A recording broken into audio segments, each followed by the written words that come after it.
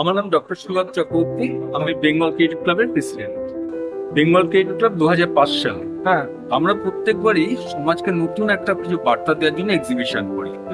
এবছর দেখুন আমরা তৃতীয় বিশ্বযুদ্ধের দোরগোড়ায় দাঁড়িয়ে এবং সর্বত্র হিংসা একটা জাতিগত দাঙ্গা বেঁধে রয়েছে।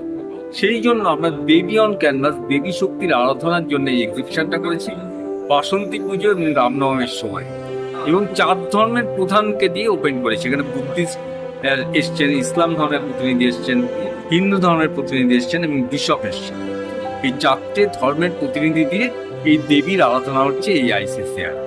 আচ্ছা, তো এবার আপনার কাজগুলো সম্পর্কে একটু বলুন। আমার কাজ অনেকগুলোই রয়েছে। এই একটি কাজ দেখছেন, আমরা মানে কাজটা একটু বলুন, আপনার চিন্তা ভাবনাটা কি? পদ্মাবতীকে আমরা দেবী হিসাবে দেখিয়েছি। আর যেটা বেনারসের উপর কাজটা করা, বেনারসে গিয়ে আমরা কাজটা করেছি এবং এখানে দেবী হিসেবে পদ্মাবতীকে আমরা নিই। এটা কি ডাইরেক্ট শুট করা না এডিটিং কিছু আছে? ডাইরেক্ট শুট হয়। আচ্ছা, মানে এইরকমই এনভায়রনমেন্ট আর এরকম সবকিছু এটাই ছিল। ওখানেও মানে ধোঁয়া দেওয়া হয়েছিল আর কি, যা আছে একদম অ্যাজ ইট ইজ। আচ্ছা, আর এটা কি আপনার?